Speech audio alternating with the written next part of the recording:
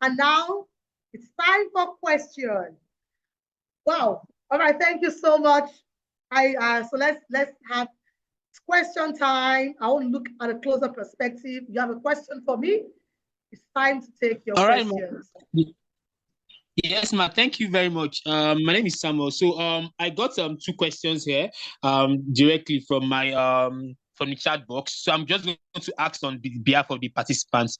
So number one is Mr. Chubi here is asking. So how can a teacher strike a balance between teacher-student relationship? I'll take it again.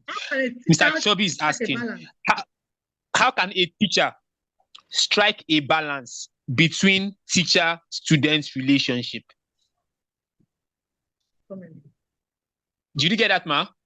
How can a teacher strike a balance between teachers? It's not a teacher's job to strike a balance. I think the school determines the class ratio, the balance between teacher-student relationship, right? The school admin will determine the class ratio. Yes, the school admin will determine the ratio of the class size. It's not the class teacher to determine that, because the school owner is a business owner. He or she is the one paying salaries. He or she knows what he has put in to pay your salary and know what to get back. So it will determine what the school administrator will determine the student ratio balance. But when it comes to what you say teaching methodology, maybe to understand how to work with learners, yes, there are different ways to support learners, to help them learn, to create a balance by understanding their unique learning. But that's really different from what we're talking about, though. But you can get access to, like, we have a course also, I've talked extensively about this, on the course on how to work with learners, diverse learners in the classroom, how to support them. I think that would be a good solution to answer that question. We are really working with marketing here right now. Can we work with this now? Is that fine? All right, thank you. All right, ma. Thank you very much. Yes, ma. So, Mr. Chubi, I hope that has answered your question. So the second question, ma, is from Mrs. Ewaolua. She's asking, how do you determine staff salary? Wow. Great Did you get that, topic. Ma? Great question. How do you determine staff salary? Yes, how do you determine staff salary? Okay, now, like a business person, the first thing is, let me tell you something. When you come to school business, especially when you're starting out, you may not be making money immediately because you're investing. So you need to have, if you want to get good teachers, you need to have a benchmark of good salary to attract the right parents. You may not be making the money yet. That's why, as a school owner, you need to have different sources of income. If you're starting a school and you don't have other sources of income, you will struggle. I've been there. You will struggle because you need money to run a good school, at least for the first 5, 6, 7 years. You need money to inject into the school. So you now look at, okay, what kind of parents am I trying to service? What kind of teachers can deliver this job? Because if you don't start on a good note, if you don't start with good teachers, you will not get the value, you will not convert well. Don't say, oh, I'm not making the money yet, and so I'll pay poor teachers. No. You will pay teachers at least something good enough, not below the standard fee. I wouldn't mention a particular any amount because different states have different tuition rates. But you will know something good enough to attract good teachers, to attract the right clients you want. So what I did for my school, like I said, when we took over that school last year, at that point, we had to change salary structure. I offered something higher for my teachers. And I said, my teachers are all tech savvy. If you don't have a laptop, you can't work in my school because it's a tech-driven school. So I said, you need to have a laptop. So when any child has a laptop, definitely there won't be all this general teacher. They are good teachers. And I paid them something very okay for a start. I said, see, you can see that we're not making money yet. But this is a school. This is my plan for the school. Let's put our efforts together. Guess what? They run the school excellently. I'm not even stressed. They didn't even stress me.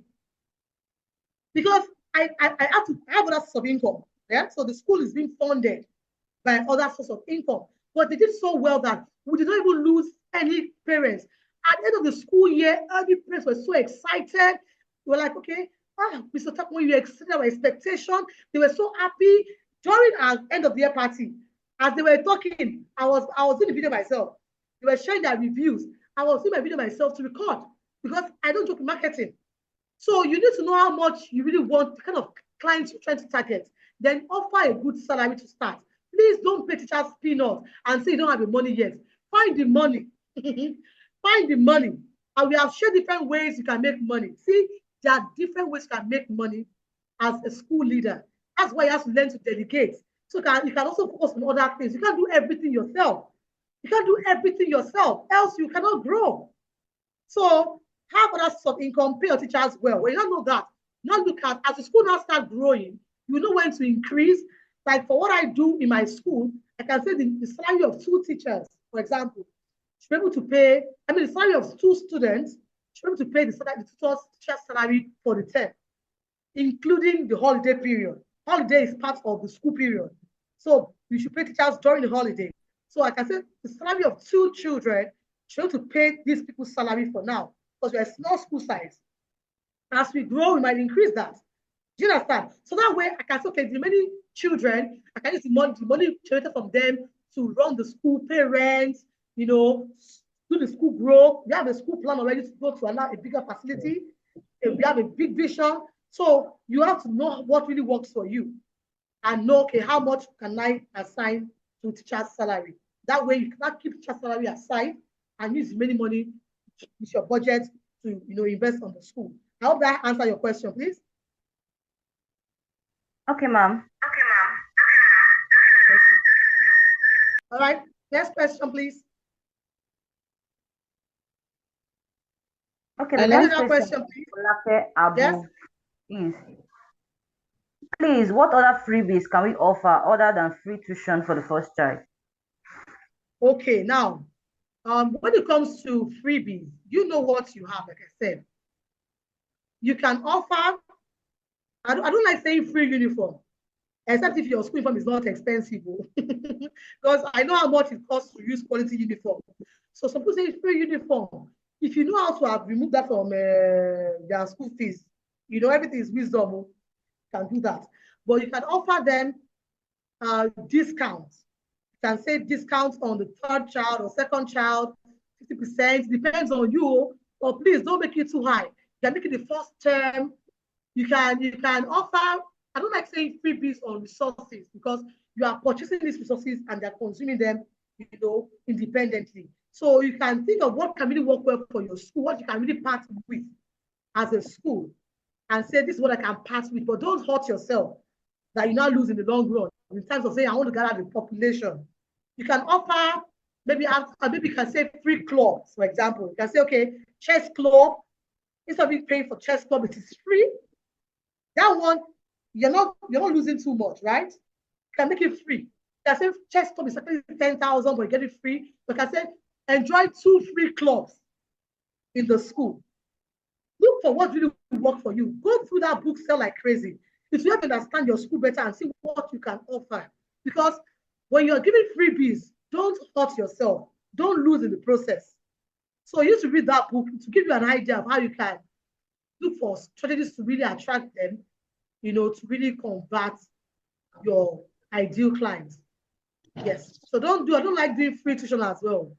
If you say free tuition, it tends to attract people that might stress you. Don't make it watered down to attract every kind of person. Do you understand? Although you can have what we have the tiered pricing model.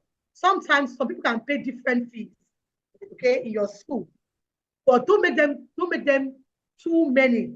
Where a lot of people are having freebies. No. Have those who are paying the full fees. Then some people can come and say, oh, I actually want to come to your school. I like your school. And truly they can afford it.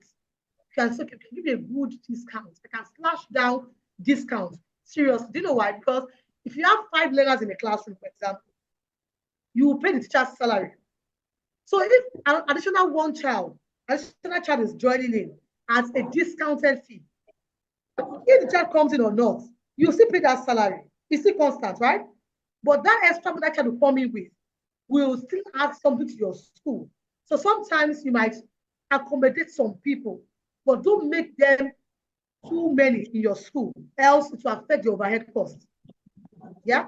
So think deeply what works for your school and what works for your audience is different.